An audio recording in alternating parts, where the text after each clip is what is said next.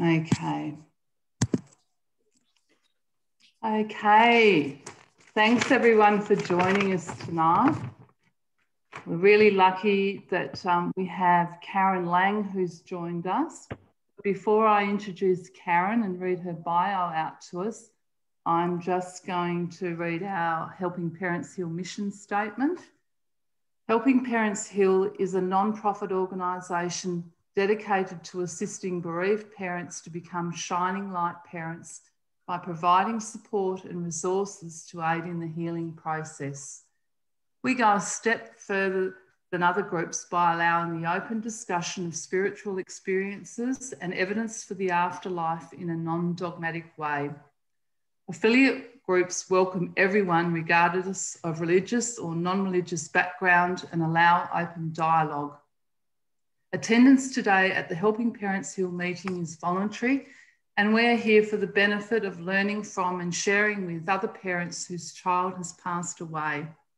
It is understood that our discussions are intended to be confidential and not designed to replace traditional therapy or spiritual counselling.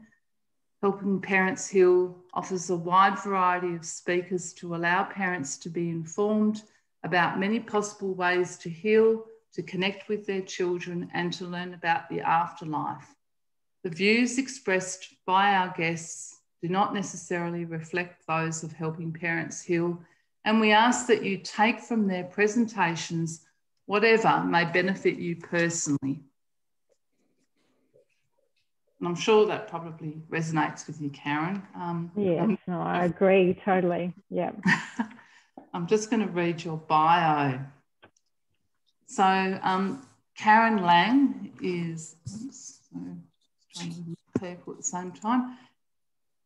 In 2001, Karen's 9-year-old son, Nathan, was hit by a car and never regained consciousness. Her uplifting book, Courage, Karen shares her journey through grief, reminding parents and family members who have faced death that they are never alone and that there is a way to heal after losing a child. In her life journey following Nathan's passing, Karen is now a counsellor, meditation teacher, and energy healer. Her passion is to guide others to see past their limiting stories and into their infinite potentials. Karen is dedicated to support her clients through each step of the journey and gives them practical disciplines and rituals that lead to change and freedom. And I believe that Karen has just finished writing her second book, Melting Moments, which guides readers to understand their suffering and also how they can move back into the fullness of the present moment, leaving less room for guilt and regrets. And you can find out more about Karen's books and her work on her website, karenlangauthor.com, and I will put that in the chat box. And before I hand over to Karen, I'm just a bit of a technophobe. If you can just please make sure you're on mute and then unmute yourself when you're talking. And so thank you so much, Karen, for joining us. Yes, thank you, Ali and Alison, for organising this talk today. And I appreciate the opportunity to share my journey with other parents, because I remembered how important it was for me to hear other stories and different pathways towards healing. First of all, I'd just like to acknowledge the traditional custodians of this land, which is for us, the Yagara and the Turrbal, and pay my respects to their elders past and present. I would also like to honour and acknowledge all the children that have passed in this forum that is with us today. And also to you as parents, I honour you as you face this journey over a lifetime, and that we remember together that we're not alone. So before I start my journey and my talk, I want to read a story to you that I love, and I will pull this story apart during the talk so that we can see the analogy. And some of you may have heard this story before, but I'll start and we'll see. There was once a man who found a butterfly cocoon and decided to watch and wait for the butterfly to emerge. The next morning, a small opening appeared. and the man sat and waited for several hours as the butterfly struggled to force its body through the small hole of the cocoon. It was difficult to watch. Then suddenly the butterfly stopped moving. It appeared that the butterfly had pushed as far as it could, and so the man decided to help it along. He took a pair of scissors and snipped off the remaining length of the cocoon, which allowed the butterfly to emerge easily. But upon closer attention, he saw that the body had been swollen and the wings were shriveled. The man continued to watch the butterfly because he expected at some point that the wings would enlarge and that the body would return to normal size. Sadly, neither happened, and the butterfly spent the rest of its life crawling around with a swollen body. What the man, in his kindness and haste to help the butterfly, did not understand was that the restriction of the cocoon and the struggle that the butterfly needed to go through as it squeezed through the small opening was exactly what it needed to allow its bodies to push the fluids out of its body and for its wings to expand and fly. And so much part of our journey is going through that cocoon and understanding that the suffering is part of the process to work out who we are in our grief. And I can imagine that all of us, had we been given the chance to emerge easily out of facing the death of our child so suddenly, we would have all put up our hands and said, please get me out of this while we can. But unfortunately, as we know, that's not how the process works. And so I'll come back to this story as part of the talk. So I'll just run through a little bit of the beginning of my journey when Nathan was hit by a car on that road in 2001. When he was hit and flown into the air, he fell onto the side of the road, which caused the head injuries. And we were whisked off by ambulance, where he remained unconscious for about 24 hours. And we were thrown into the chaos of tests and doctors and not having any time to download what it was that had just happened to us. And so when they told us that it was time to take him off life support and to offer his donations, we kind of went along with it simply because we were in shock and didn't know how to come out of that space with any clarity. And I can imagine if any of you have suffered sudden death, the shock and what it does to our body is quite overwhelming. I think we sometimes forget how that process to physically coming out of the shock takes many, many months, if not years, to really understand what's happened to us. So it really wasn't until after the funeral that I started to slow down and to see that I was questioning everything that happened in the hospital. And by that I meant we started to question whether we should have taken him off life support, whether we should have donated his organs, like why did we rush it? And all these questions came flooding in. And so when I went back, we both went back to the hospital, we literally had to be taken through each of the physical issues that Nathan had so that we could start to download that this actually happened. And I think some part of me, even going back to the hospital, was hoping that we'd be told, well, you probably don't need to take him off life support. I'm not sure what I was thinking at the time, but I remember being very confused that there was maybe a possibility that we could have done it differently. And so when we left the hospital that day, I think it was probably the lowest point, because it then came to, hit me that this was my reality and that he wasn't coming home. And what I've learned in my search for grief is that, as I'm sure a lot of you experienced, no one in our community had ever lost a child before, and no one had suffered the death of a child in any of my circles. And so there was no support or guidance. So when we left that hospital in complete vulnerability and overwhelmed with our emotions, there was no one there to guide us. And in fact, what happens, as you would know, is that people come to the door telling you, I don't know how this has happened, I don't know how you're facing this. And so instead of having any support, we're actually getting told that this shouldn't have happened and that we should now understand what to do next, which I know none of us do because we were never taught this. And I just wanted to share with you about one of the Indigenous tribes in Native American, in the Lakota tribe. What it's so beautiful about Indigenous communities is that they actually have medicine women and men and wisdom keepers who know exactly what to do when a death is in their community. These communities have no fear of death, and they know exactly how to nurture and guide these people out of their grief.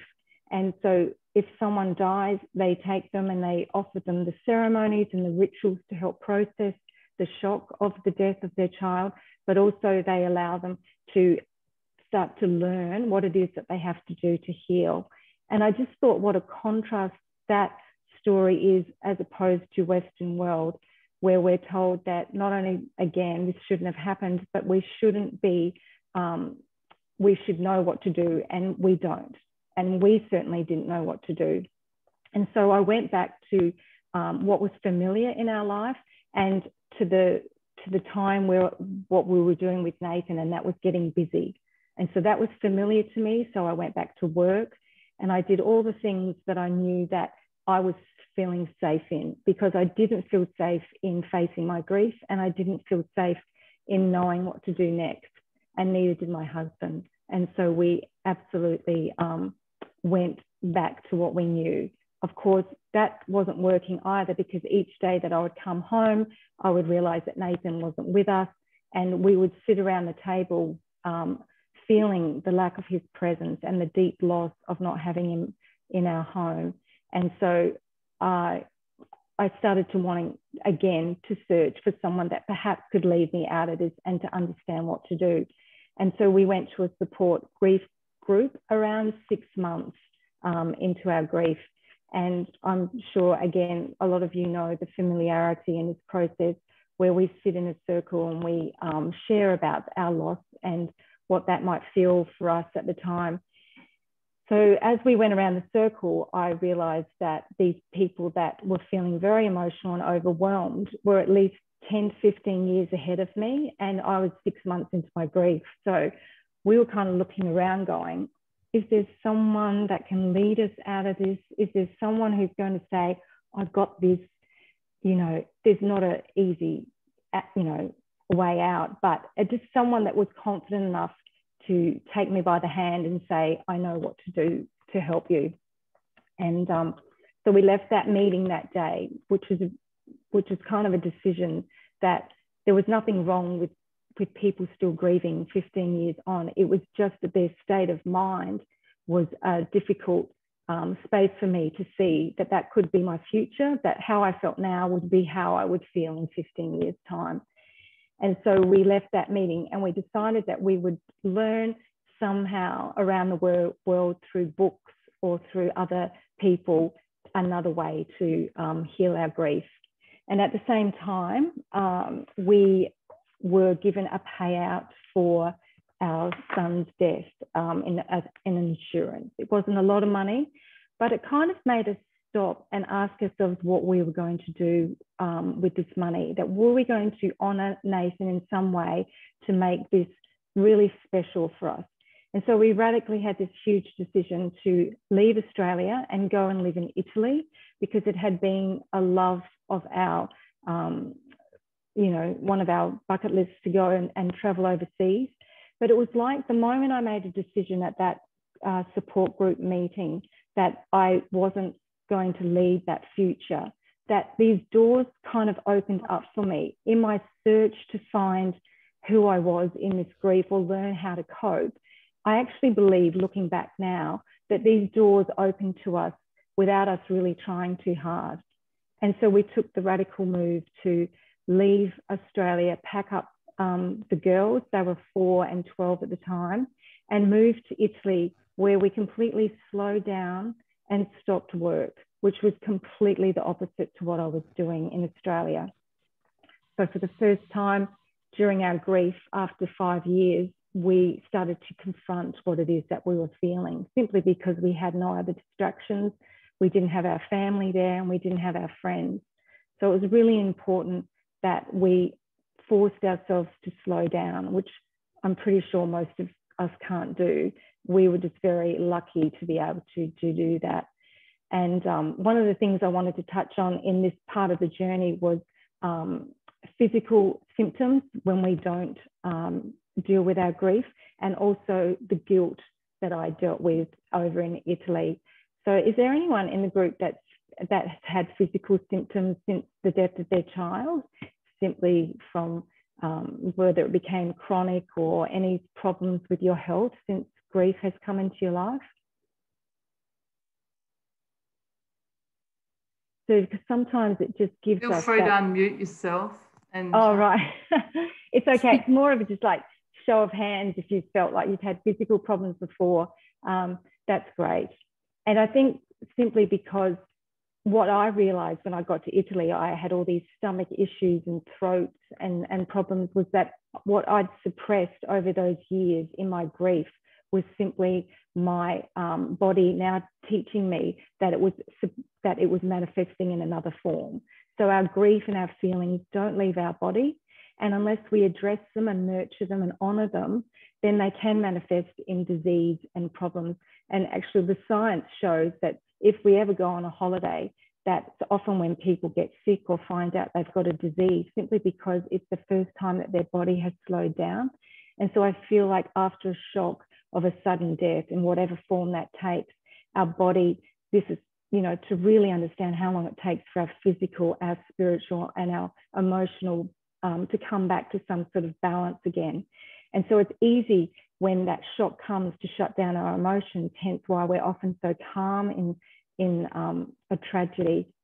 But what happens if we don't start opening up those feelings and nurturing them, then we're going to start to feel the physical side effects of that. And part of that for me later on was anxiety.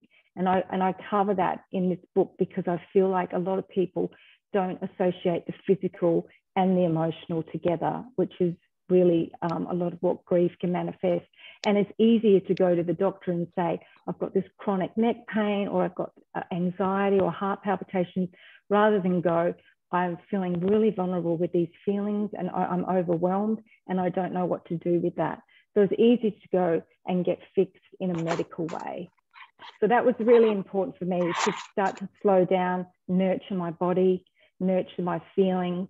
And I started to eat organically. I started to do yoga, and I started to look for things that could help my body heal, which it did when I started those processes. And one of the other big releases I had over in Italy was my guilt. As I'm sure all of us have felt at some stage, the loop and the mind games that I played after Nathan died. Interestingly enough, I never sat down after his death and went, I can't remember all the times that I loved him and I hugged him, and I remember what all the happy times we had. All I thought about was things that I didn't do for him, and why didn't I do that on the day before he died? And what if I'd gone down the street on a different day? And what if I'd told him the night before that I really loved him, not just loved him? And I think I was sending myself crazy. And every time I thought about a situation that I was in with him that I believed I didn't do enough with, I would then come back to this awful feeling in my body, which was like this guilt-ridden regret. Anyway, I was sitting talking to my sister in Australia, and she said to me, why are you holding these stories of what ifs and guilt for your son? Why are you punishing yourself with these burdens when you know he wouldn't want you to do that, and you also know that this isn't helping your health? And I think it was the first time I stopped to ask myself the question, why was I holding these regrets and guilt? And so for the first time, I gave myself permission to forgive myself, because we do make mistakes. And I certainly was nowhere as near present with my child as I was with my family now. And I think the reason why I had regrets is because I was busy doing other things and wasn't really taking the time to think that someone could die. And hence why I'm writing about melting moments, because in a moment it melts. And as that, melts in our hand, we don't get it back. We can't make that ice again, and we can't make that story into a different one. And so our only way to help release this burden that we're carrying is to forgive ourselves. I don't really know any other way to do that. And so I sat, you know, when people heard we were going to Italy, they said to us, oh, you're living the dream. And I said, well, I'm not really, because my grief came with me, and I couldn't eat, I couldn't drink vino. It was awful. But it was my suffering and my squeezing through that hole that helped me to start to understand I had control over releasing and forgiving myself. I started to realize that no one else could do this for me but myself. And each time I allowed some space for myself to forgive and release and breathe out what I no longer needed, I became stronger and more confident with the next step of my grief. So it certainly didn't end there. And then I came back to Australia, and I met up with a beautiful spiritual woman that guided me to another level of understanding my grief. And when I first met her, I remember her being quite tough with me. And she said, you have two pathways that you can live in your life. One of them is in the victim of suffering, that you are never able to relieve that story of victimhood, or you can step onto the pathway where you get to learn who you are and find the resilience, courage, and strength that you didn't know that you had. And through doing that, it opens up new doorways. And I remember just sitting with those two pathways and saying to her, could there be a middle road perhaps? Because I don't think I want to leave my victimhood, and I certainly don't want to step into my courage. And she was like, no. So there you go. And so I loved her because she was tough on me, but she knew that the potential in me was to grow and to become strong in who I was. Because when I was with my family, with Nathan, I often, like a lot of people that I talk to in grief, believe that they were the happiest when they were back there. Although they would say to me, if we were only back then because we were so happy with our family and everything about our family was good then, and now it's not good. And I think that those thoughts like, you'll never get over the death of a child, the suffering will never end, I was only happy when he was alive. I think when we lock ourselves into those thoughts, they become beliefs. And then those beliefs become expectations. And what my spiritual mentor was teaching me in those early stages of grief was that those expectations then stop us from looking into the potential of who we are. So if I say to you, you'll never get over the death of your child, you'll never recover, then you're locked in that story. So why would you then search for any other way or become more invested in stepping into the potentials that you had that you didn't know? And so to find those beautiful spaces that we have, that we can discover how we can adapt and nurture ourselves through those processes, we have to step into our vulnerability and to the stillness, to actually feel what we're feeling, and to actually start to unravel what it is that's going on in us.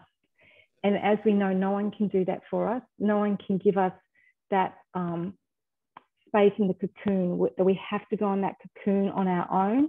And we can certainly have someone cheering us on and supporting and guiding us as we move through the cocoon of stillness. But we certainly don't get to do it with anyone else. We have to do it alone.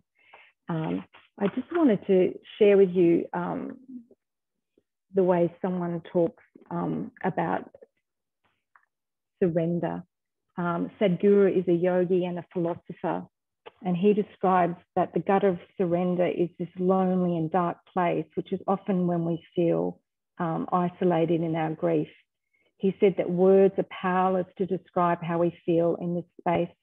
We have to let go of everything that we have believed, everything that we have been taught growing up about death, about the afterlife. We have to let go of everything in the cocoon and the gutter. He says it feels like the filth and the dirt are getting up our nose and in our mouth, but it doesn't matter, because with strong conviction, we will know on a soul level that this is what leads us to freedom.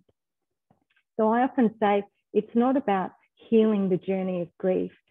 To me, it's healing me over the lifetime that I lived, because complicated grief is not just the grief that we have after the death of our child. It's the wounding from childhood. It's the beliefs that I grew up believing about who I was growing up, whether I was worthy to receive love. We have to really understand the complication that comes with it. So it's not just now I understand the journey of grief. It's about understanding you through the journey of a lifetime. And that's the essence of what I teach and have learned about myself. So I'm never, ever going to stop doing that. But I don't like it when there's some sort of limit to, well, now you should be healed, or now that you should be, it's just over a lifetime of learning about you. And grief is just one of the tragedies that has come into our life to learn from. Grief opens us up and not only reveals the pain of our loss, but the wounding over a lifetime. In these dark, quiet spaces, it's not only where I get to know what's going on in my body, but it's also a place for me to process how I'm feeling today, where I feel like I might not be coping, and where I can ask for help. Because if we don't, we go back to those physical problems like, you know, anxiety or other issues that might come on. But it was also a place where I learned to adapt and expand and to respond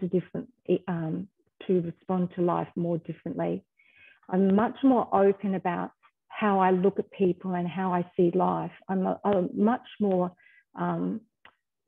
reserved in making a judgment.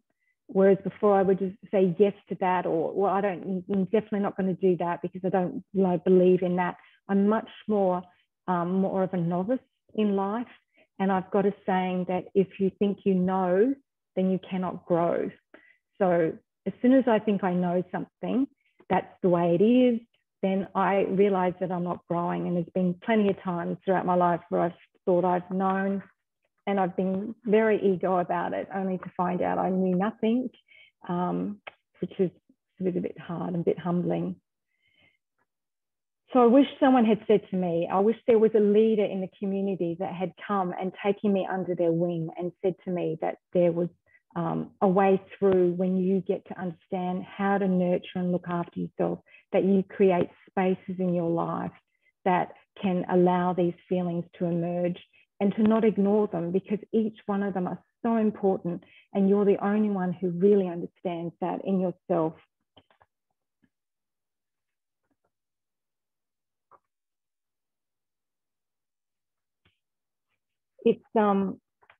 It's finding those still moments during the day.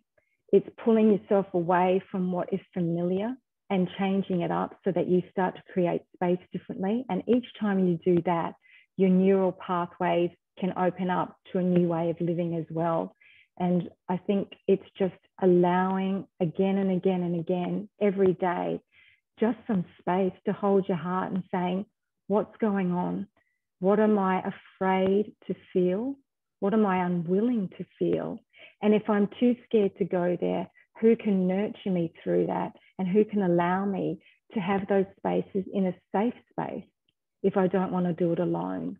Because that's really where we start to unfold who we really are, and to find all that courage and that beauty and that love and that expansiveness in you that we've often not only not been told growing up, but once grief comes, we kind of shut it down. So I'm really open to answering some questions or some of the areas that you feel that you're struggling in, and really happy to give you some insight into anything that you are looking for.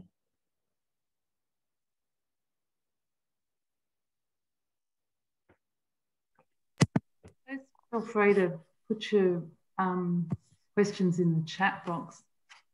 I love that quote that you said, Karen, if you think you know, you cannot grow. I know. It's such a good one, isn't it? Because I grew up thinking I knew a lot. I really don't. And each time I'm in that space of a beginner's mind, each time I've, done that, I've realized that there's so much more than what I'm seeing or what I'm remembering.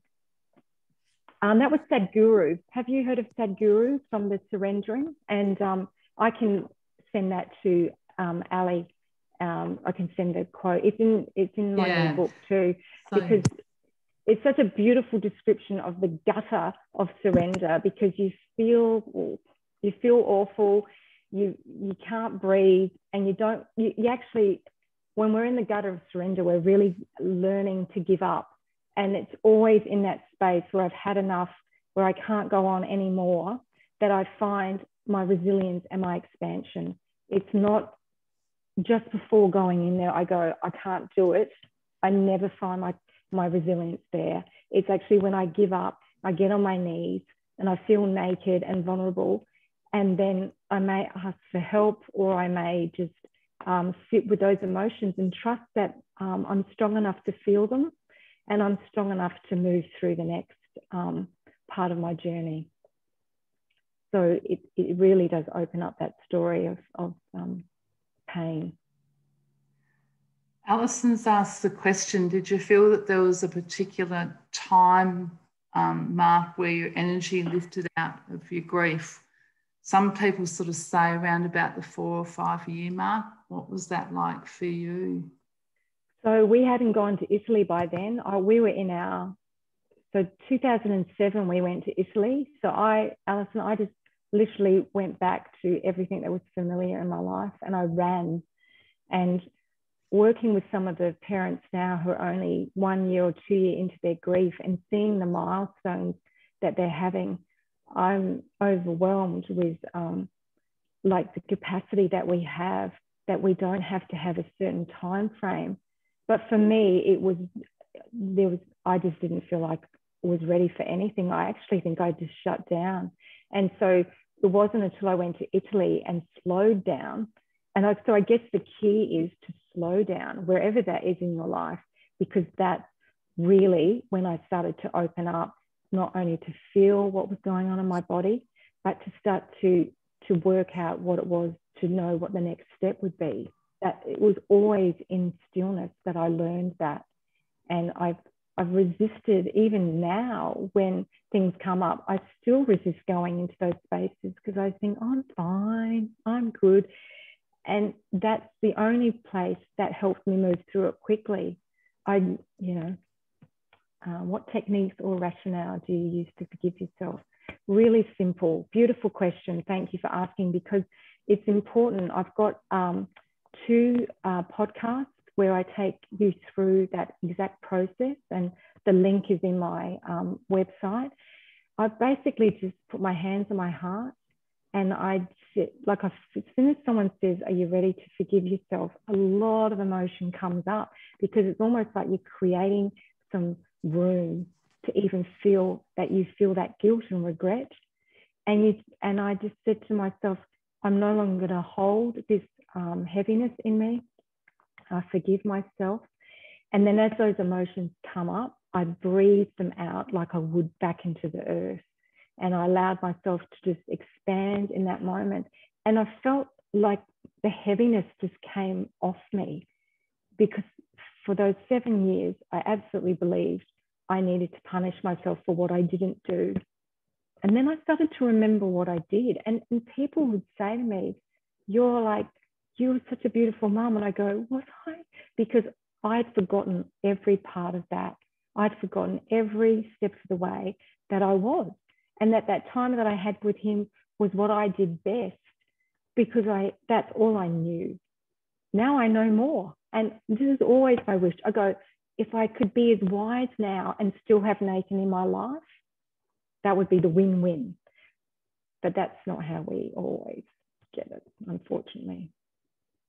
Yeah, you are beautiful mums, and you're doing an incredible job. In fact, what I'm learning after 20 years, this is my 20th year, so if you're early in your grief, do not think that this isn't a long journey, is that I feel really powerful, because you've faced what most people, as you know, can't ever believe they would ever face.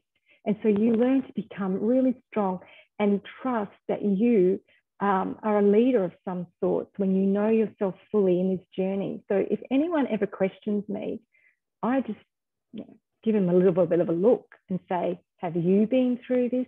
Do you understand who you are? And I think that's really, no matter whether we've been through grief or not, when we understand who we are, we can be very strong. I think I might have just missed a question there. Sorry. Did I just miss something? I can't hear you. Sorry. Elliot? Oh, that's better. Yeah. Yep. There's a couple of questions that are linked. Did you have to help your family on your healing journey? And about advice to give us about grieving children who are still with us and how to nurture, guide and witness. Yes. Well, one thing I learned the hard way was not to focus on anyone that was grieving in my family except for me. And I'm talking about my husband here. Lauren was 6 when Nathan got hit by the car, and April came after Lauren. So they were quite small. I can imagine if I was dealing with teenagers, I would have had to focus a lot more on a teenager than I would a young child. But what I found is that while I was focused on Michael and that what he wasn't doing, because I was quite expressive with my grief and he was quite inward. So while I was focusing on him and judging him and saying, why can't you talk about this? Why aren't you with me on this?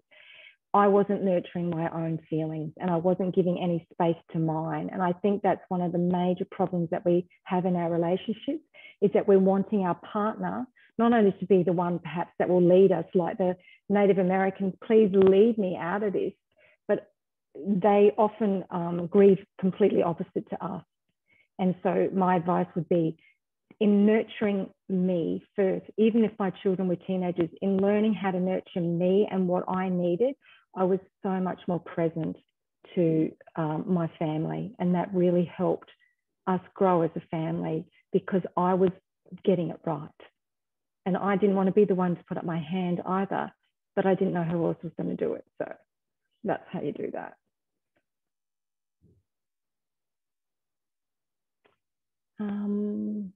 So can you just elaborate a bit more on that question? How have I brought Nathan?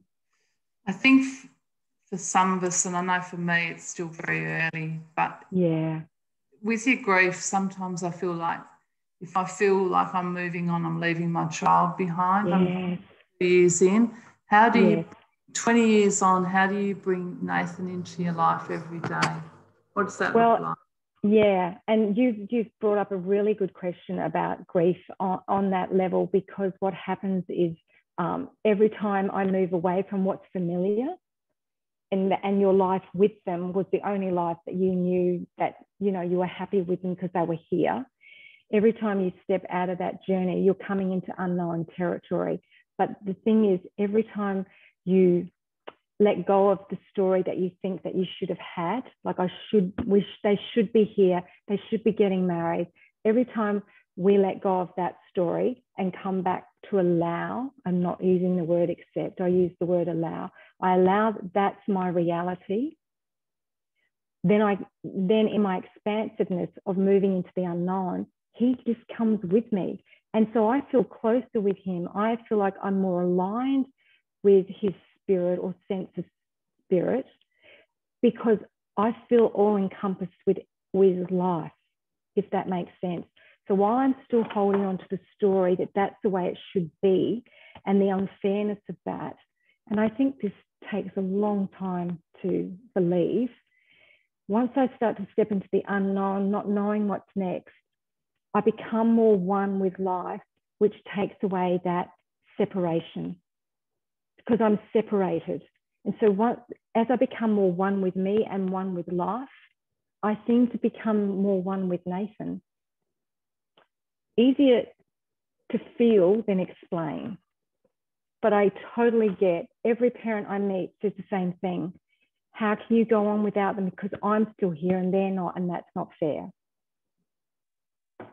There isn't any fair. And I guess what a lot of the journey is not so much finding meaning or the answers, but to emerge into a new awakening of life. Yes. I do, Alison. Especially when I need something, I sort of treat him like maybe he's still a child. I mean, I can imagine having an adult might be different, that you've lost an adult child. I say, Nathan, get here now. Look after the girls. I need you. So I talk to him like he's in the room, and I get mad at him if things aren't going my way. I feel like he might have some pull up there in the afterlife, and he can help look after our family. And I think I sometimes, because I'm a really big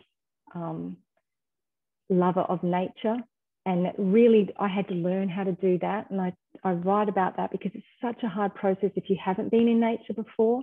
But nature really expands the way I feel about life and myself. And I feel like the signs are in nature for me. And so dragonflies, I kind of associate him with dragonflies and butterflies, and just a feeling that he's near me.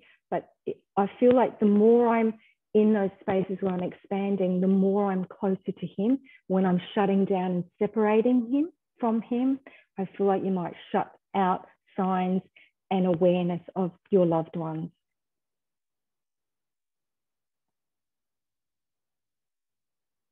Beautiful, Karen. It's just the way you express yourself is just, you know, so moving, and just, yeah, it's just so healing to hear those words for us from someone who is much further on, because, you know, I'm speaking for myself here. I still am just living day to day with my grief, and so it's very inspirational to hear someone who can talk about that. You know, it's possible to, you know, allow ourselves that this sort of level of growth that you've experienced. Yeah, I think there's a beautiful saying is that what the caterpillar calls the end, the master calls the butterfly. So I know that we have felt along our journey that our life has ended when our child died. And there's no, the truth is it has, that part of us dies when they die, but it's so that you'll open up and go through that cocoon, and don't look for easy ways where you get cut out and you emerge and you stay in that suffering. I want you to always keep being the novice in life and exploring what it is about yourself that you haven't discovered yet. And in doing that, you'll discover more about your child and about life in general.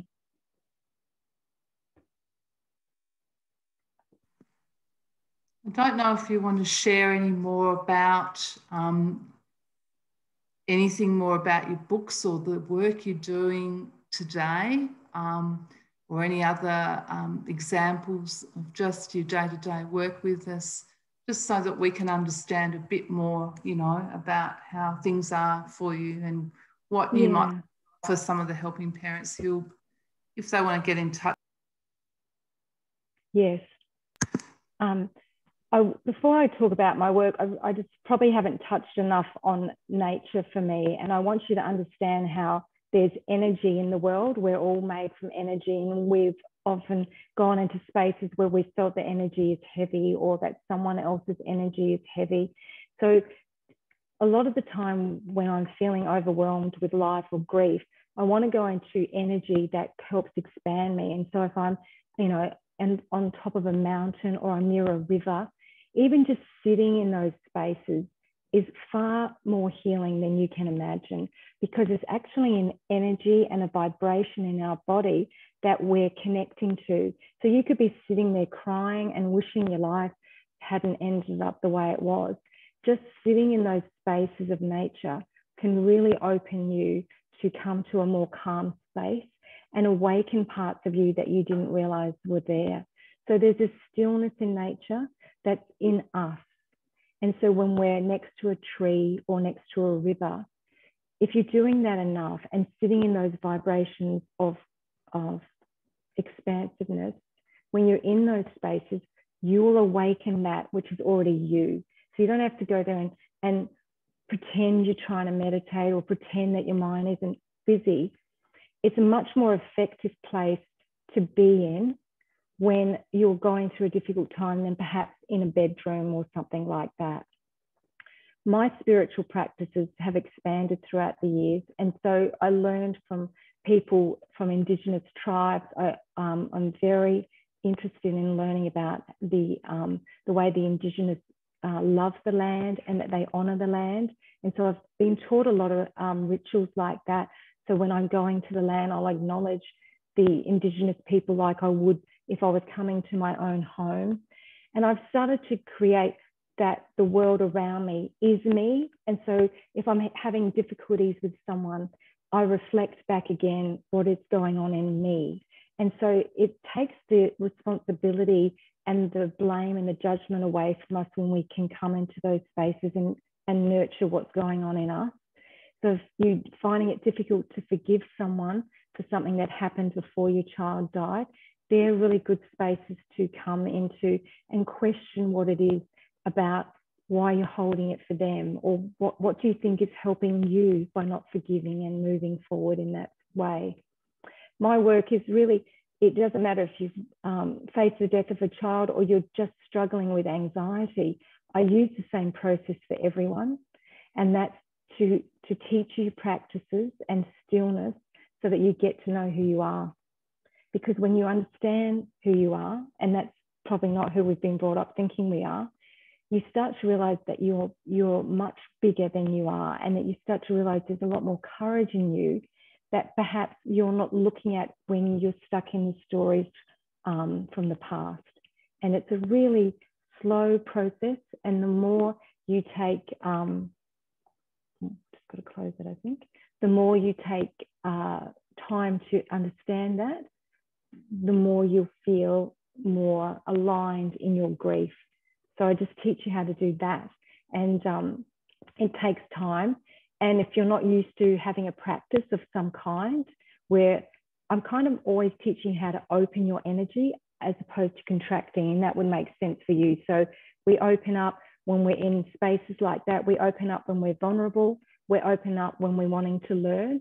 We close down when we don't want to feel our feelings. We close down when we're scared. We close down when someone's not understanding us and we're angry about them. So I just teach you practices to open up and explore your space as opposed to shutting down. And that's over a lifetime. And I have to practice every day. And every time I do and see the results from it, I'm more motivated to keep going. That's what keeps me going, because I see the results and I see how that's not only nurtured my life, but nurtured my family and everyone around me. And that's why you do it, because you want to be happy and you want to have some space to feel joy again. And I honor each and every one of you, because when you're early in your grief, had someone said this to me, I might have just gone, yeah, that's really nice, but that's not me. So trust me that I've been there, and there is a way into this expansive part of your life. Karen, can I ask a question? Yeah. How soon after Nathan's passing did you feel that you had the energy or the strength to actually do this work? Because it is a real process, this grief thing. I mean, I'm used to sorting out stuff in my life a lot quicker, so this has been a real, whoop, that's not going to happen this time. But you know, yeah, all of these practices and, you know, Italy and all of that, and I know it's different for everyone. When did you feel that you had that strength of mind, that energy to kind of get up and get out there and support other people? Oh yeah, years. So I did my diploma in counselling in 2012. So years, and I certainly wasn't doing any of this work prior. I just let you know, I was never a counsellor. I was never a spiritual advisor. I was a nurse, and then I was a gym instructor, and then I worked as a secretary. So I was nowhere near this story. If you had said you're going to do this, you're going to speak to people, I just go, yeah, sure. It would never have happened. So 2012, Alison, it was a long time afterwards. And even then I had to learn that I wasn't doing it to help people because I thought I knew. And I talk about that too, because often I felt like I'd gone through a bit and I was ready now to help others. But the fact is I could never go in to those spaces thinking that I knew how to help people, when the fact is I didn't have to help anyone. I just had to be who I was. And so I really struggled with that for a while, helping people.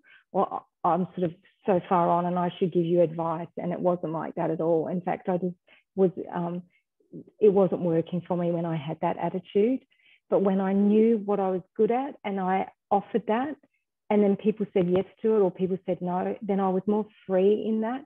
So I would say your nurturing process has to be forefront no matter what work you're doing.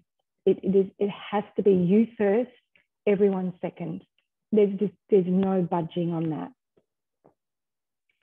So yeah, it's trust that you know what you should be doing. And if you're doing it for any other reason, because you should, because you're a counsellor, then I would say you need to step back and question that again and give yourself permission to do what's right for you so that you become the best version of you for everyone else. Are you giving yourself space, do you think? You know, giving yourself space to feel those feelings in between work? Yeah, I've actually pulled back on a lot of my work. Yeah, that's but I am doing some because it's grounding. And yes. And I remember, oh gosh, there's a guy called Krishna Das. I might have mentioned it on this group, but Krishna Das experienced depression for many years, and his guru, Neem Karoli Baba said, he said, how can I help myself, with this depression? He said, help others. But I hear you, it is a timing thing and it is a self-care thing here.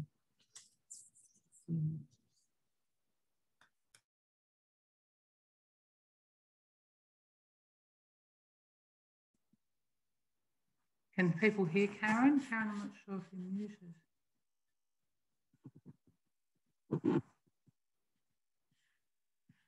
Can we hear her, Karen?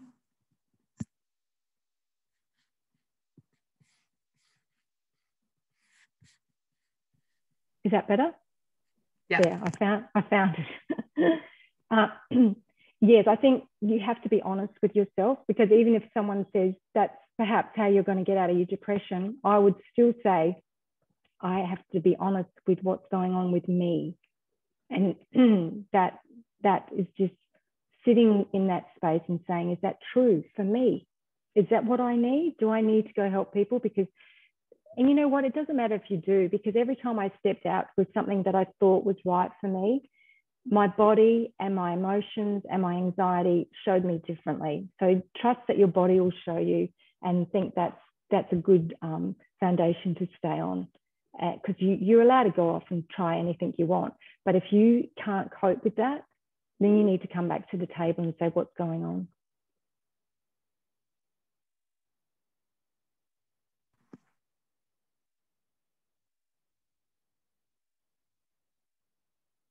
Oh, I can't hear you. Oh, sorry. That's all right. Yes, I agree that social groups. Oh, do you want me to talk? Oh, yes.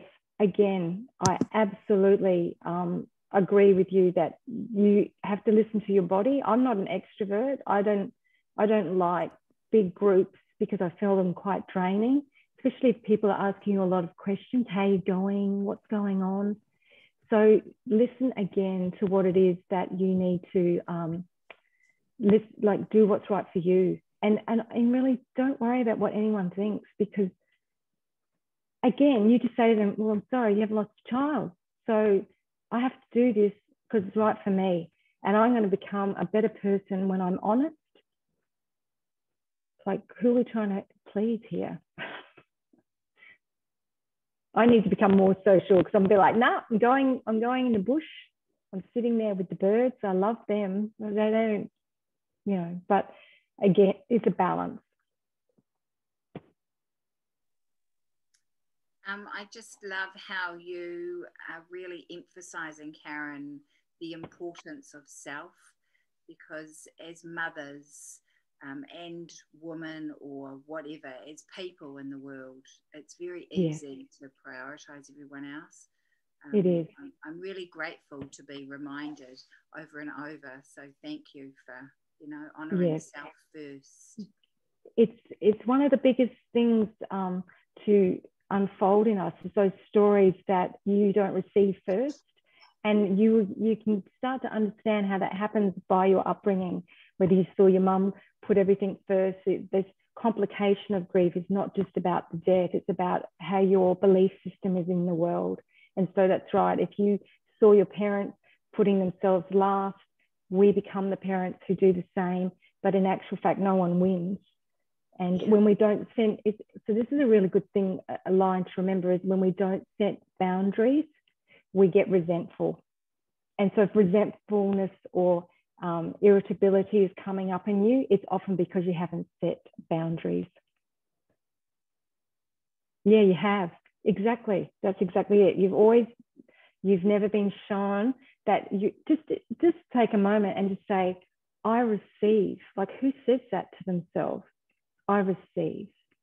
And just like sit in that space where you even allow yourself to feel that moment of receiving.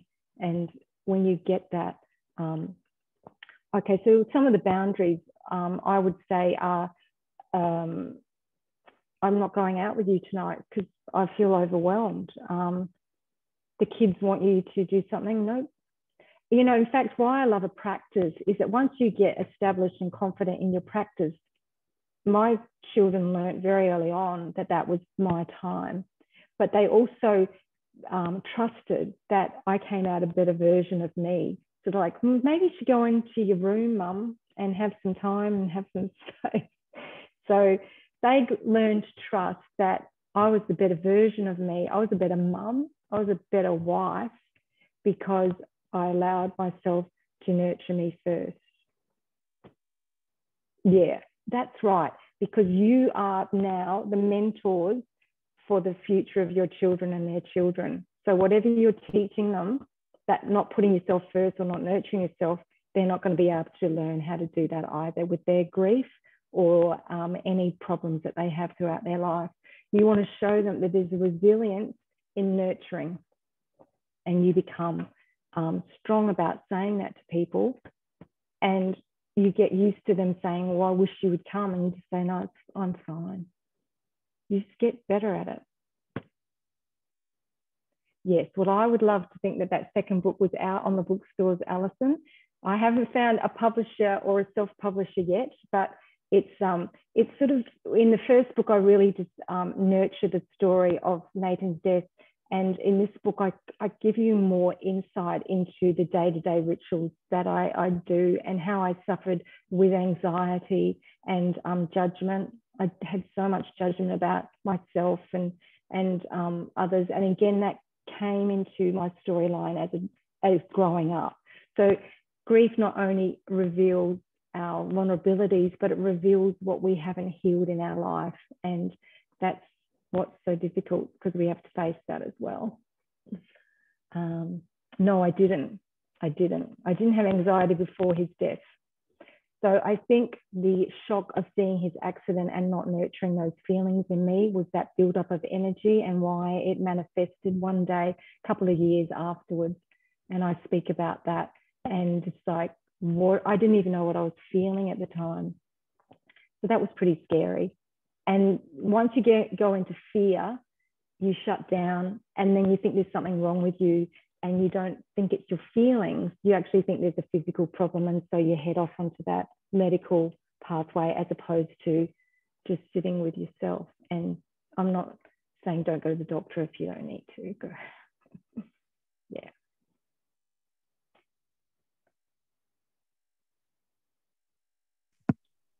Thank you so much, Karen, for your time and for sharing your journey and, just your wisdom and your honesty about the journey. And it's just been incredible. And there's been some lovely books. I don't know if you've had a chance to read them. But Marie said, thank you. Everything you're saying resonates. Probably the most useful interaction so far. Anal had to leave us earlier and just said, look, this is so amazing and you're so peaceful, inspirational, and your calm disposition. Your energy is very soothing. And, you know, everyone's just so glad and thanking you and taking notes of this session. And so your book, Courage, is available. How do we get hold of that, Karen? On my website too. It'll send you some links into the US or Australia, depending on where you're from, and New Zealand. So it's on Amazon. It's as an ebook as well as hard copy if you want. And yeah, I'll definitely update my website when that next one ever arrives. It's not ready yet. Can I just say to you, there's Sue Monk Kidd is an author that you might like to read. She's got some beautiful work out there. But I love this, what she says about slowing down. And she says, I began to search for spots of time here and there in my day. I found them by stopping, just stopping, to a nook somewhere in the house or the yard where I would spend 5 minutes or less, sitting still and receding into the quiet core of myself. Caring for my soul turned out to be simply that, spots of time in which to be. And I think that's the message I really want you to find, those spaces for you, whatever form that is, so that you start to see and feel that that is your journey through to healing. It's just beautiful, Karen. Just what we do is everyone unmutes to say goodbye, and I think everyone wants to thank you as well. So might be a really nice place to end the session, but if everyone can just unmute and thank Karen so much for her time and her healing words. Thank you, Karen. Thanks, Karen. Thank you. So lovely to see you. Thank you. Yes. Thank you. Thank you. I really honour each one of you, and thank you again, Alison and Ali, for organising it. It's a good space to be in. All right. Okay. Thanks, Karen, so much. That's all right. All right. So I'm going to see you, Ali. Okay. Okay. Yeah. See you later, Karen. It's pre-recording, so yeah. Thanks a lot, Karen. Bye. Thank you. Bye. Thank you so much.